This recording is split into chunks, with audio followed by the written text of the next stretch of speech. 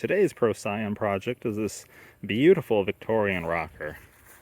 Now, I already have the glider version of this that does that. This, of course, rocks. But what makes this one particularly nice is that it appears to me that the original carpet-like upholstery is still intact underneath a few layers of newer fabrics. So today we're going to look through the layers of time as I try to carefully remove some of these newer ones, which I want to preserve samples of just for posterity. But I don't know how well it's going to go because today is extremely buggy and the mosquitoes might drive me away. But we'll find out. Those are extremely muggy in addition to being buggy. But when they reupholstered, it seems like a lot of it they just stretched over.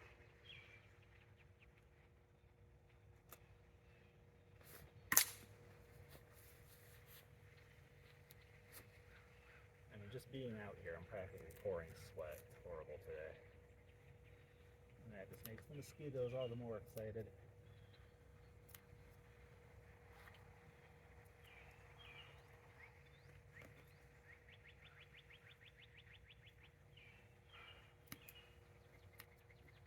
So all of these fabrics, it seems that they just put them on to change the style.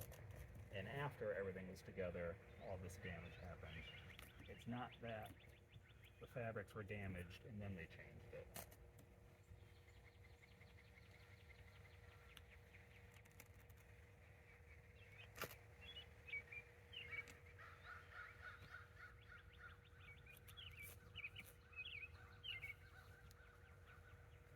Okay, that's layer one coming off.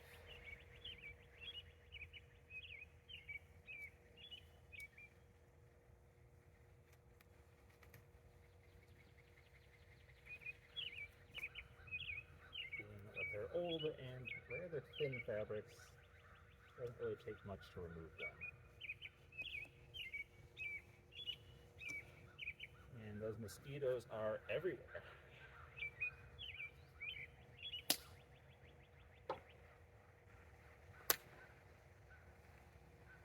I guess you get an entertainment show with the regular. Son of a gun, they're just everywhere. Don't laugh at me, Jake. Regular broadcast. I bet they're after you, too. Yeah, they are.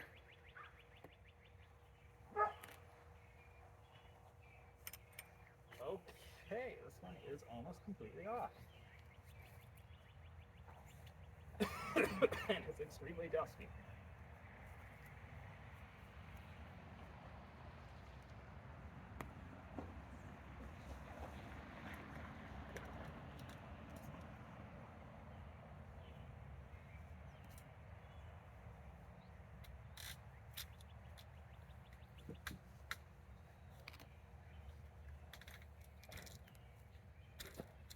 Oh, wait, for me. Okay.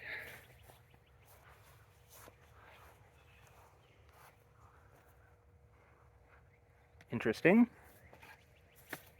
That was the layer that was underneath this layer. Wait. Get away. Lay that there.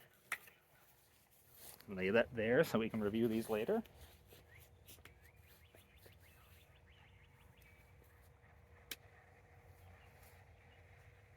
Stuff like this, not really interesting, but for doing some small project, I think that scrap can be quite neat. And now we have this layer. Yeah, it's like being on a swamp.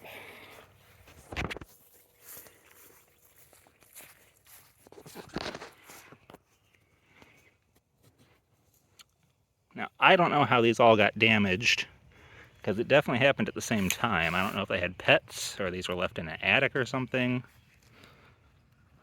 And this even has more layers, so I can't wait to get to that. So maybe the raccoons got it. I don't know.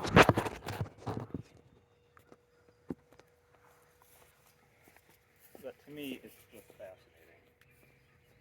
And some of the gilding is even intact. I've never actually seen one with gilding, so I don't know if that was added. That's just something that was occasionally done, or what. But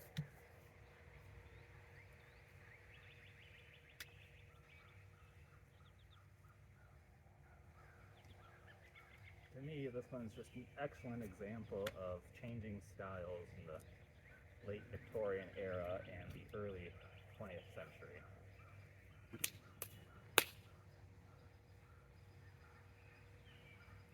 And I wish you could see the clouds of dust and mosquitoes that are accosting me.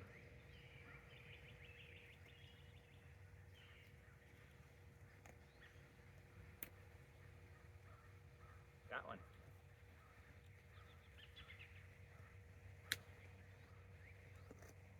But we may have to line the original fabric if it is indeed salvageable, just so we can put it back into regular service, because I use all my antiques.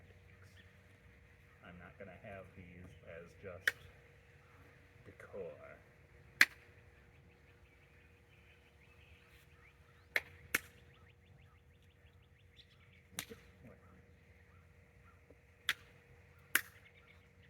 I kind of wish mosquitoes had a better brain. I know that would make them smarter and sneakier, but at least they would only strike when they think they're going to get away.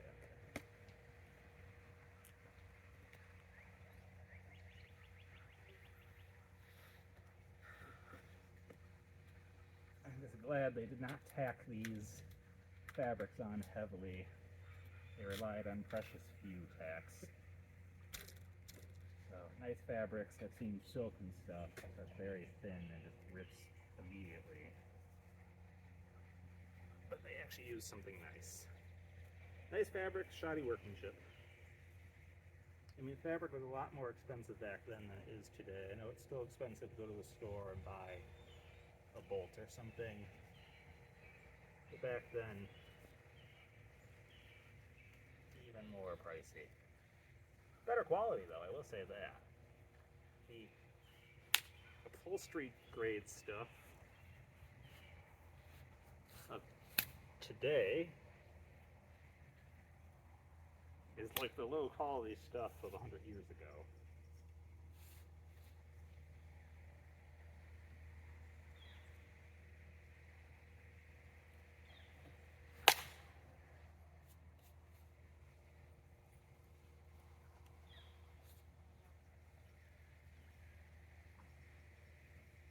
All wound into spirals and pouring off like a waterfall.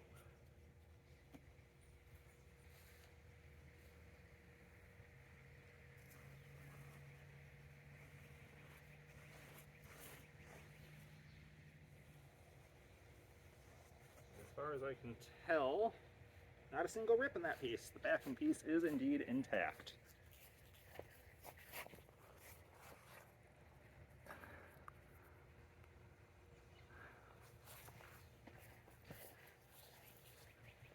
Lay that one there. Off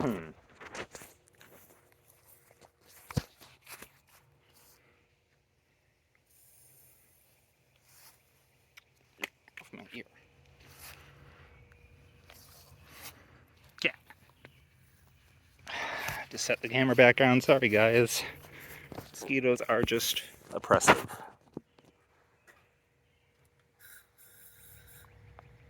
And Jake has kindly come out to spray me. But after a short break, we are back with mosquito repellent.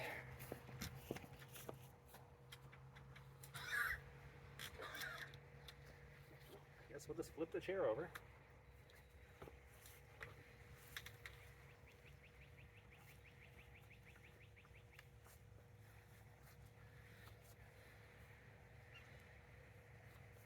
Not worth it.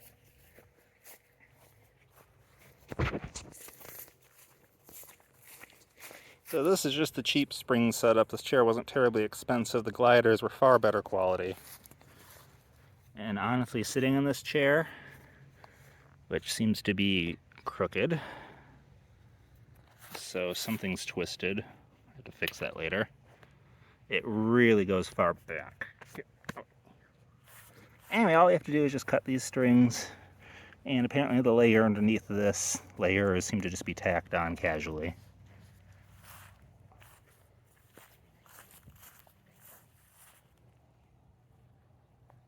Very blue.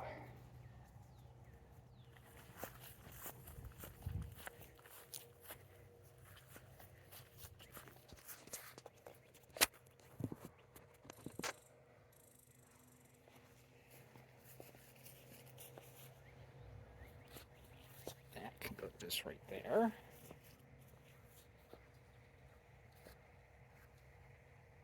And honestly, the state bird of Alabama just will not leave us alone today.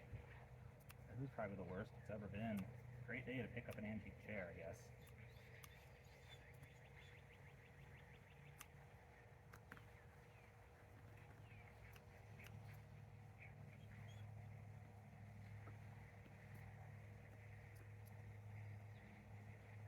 At least I see some furniture webbing here.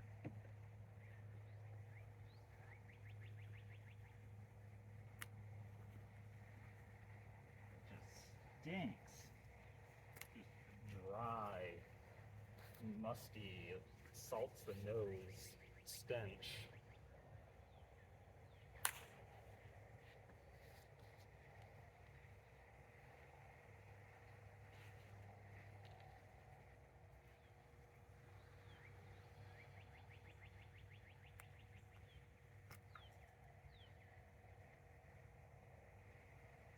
Final upholstery job is definitely amateur.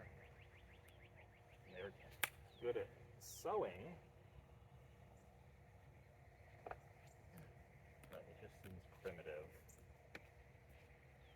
And primitive doesn't necessarily mean bad, it just means it's not advanced. It wasn't made with advanced technology or techniques.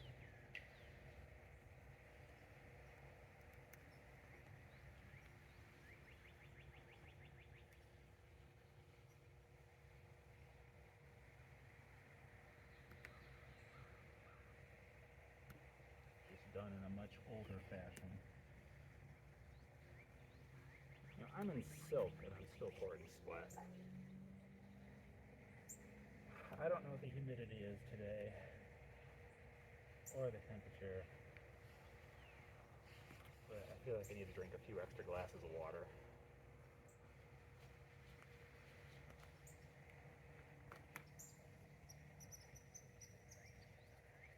Ooh, interesting. They used pins on this material.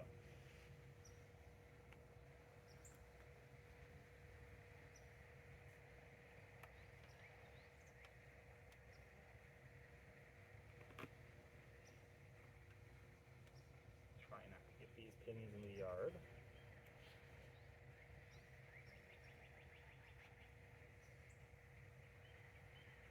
Nothing like walking out in bare feet and stepping on a inch-long pin.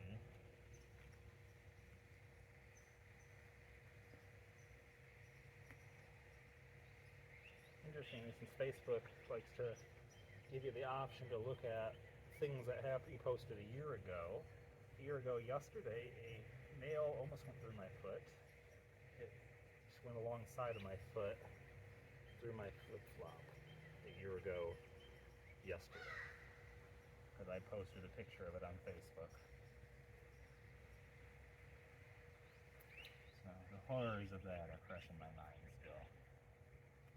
Interesting, this pin is different than the others and longer. And mosquito ear.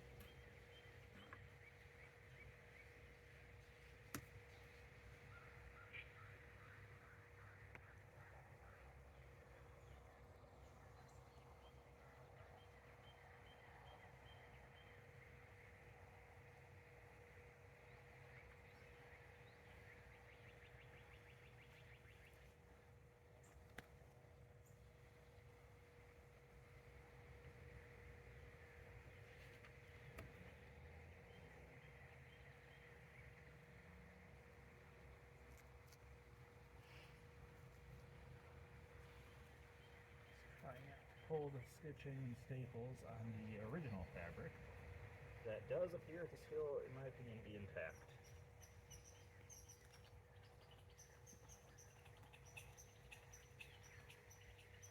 Now, I actually collect antique fabrics because my house is absolutely full of them. From the 1850s to the 1870s when they finally plastered. Because when the house was built, they did not plaster. They just covered the walls in newspaper and wallpaper. And then in 1876, the new family that moved in plastered.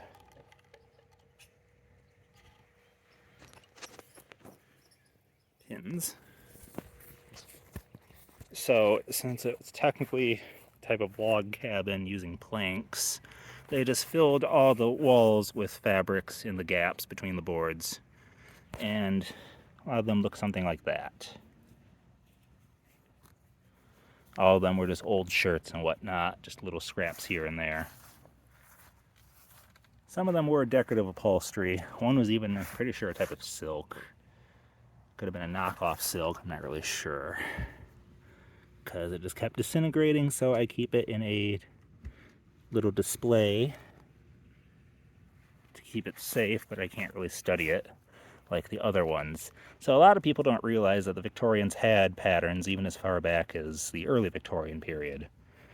Stuff like this came out in the 1700s. They were able to print patterns on fabrics directly without having to sew them in the early 1700s. So crazy patterns, yes, they existed. I had one pattern I found, a little sample of, 1860s probably. It looked like Phillips had screws and gears. It was a very interesting, crazy pattern. But I've had people laugh at me saying they don't have patterned fabrics in the Victorian period, not that early. And I have to remind them of things like chintz in India, just printed textiles, usually cotton. And you show them in museums like the Met, and they still laugh. They say, no, they're wrong too. So I don't know what the problem is. They don't want to believe that the Victorians had pretty fabrics. Then you see stuff like this, which is lined with, looks like cotton batting.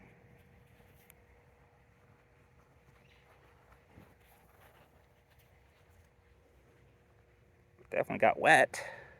Either that or somebody had an issue.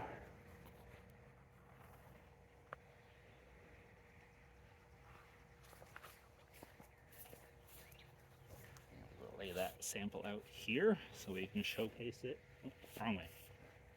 When we're done. Interestingly, it's stitched. So this was a remnant that they used. This layer can come off and go next to the other identical matching layer.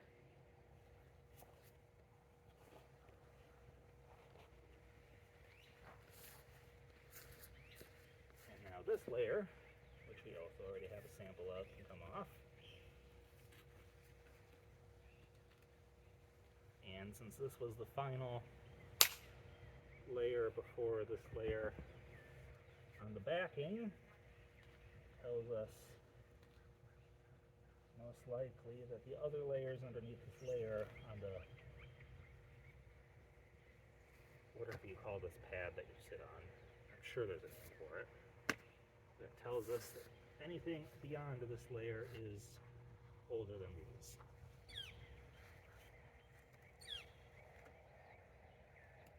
I've had these carpeted chairs before, the carpeting stuff's still intact, because yes, this is a carpet.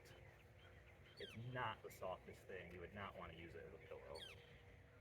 These are very rough. And I've had them before, and they hold up, but the stitching on the edges, the webbing and stuff always rips. Because I fell through one once.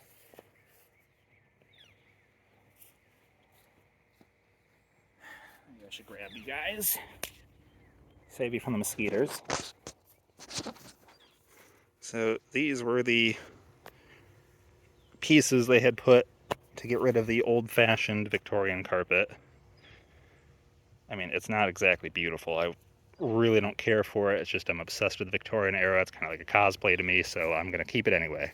So that means these are older. These should be pretty old. And I've had both of these patterns from the house itself before. Now, I'm not saying these are as old as my house. Obviously, this chair is probably only, I don't know, 1880s.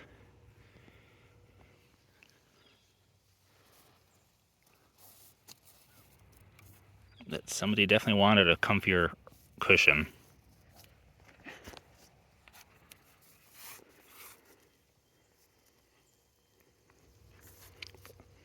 Last chair I did had pellets in it, BB pellets, old copper ones.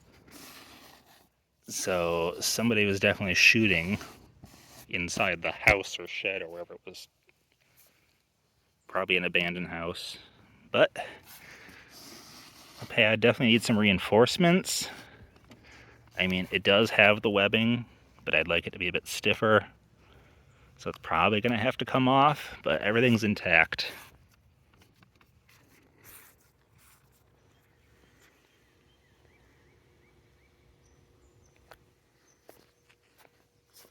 And now I have some more fabrics to add to my collection. Fabrics that you can still buy today. And whatever this mess is. Newest layer. That. This. This, which tells me they just kept changing their style probably every few years. And what actually belongs on a Victorian rocker. At least the cheap ones. The nicer ones would have been softer.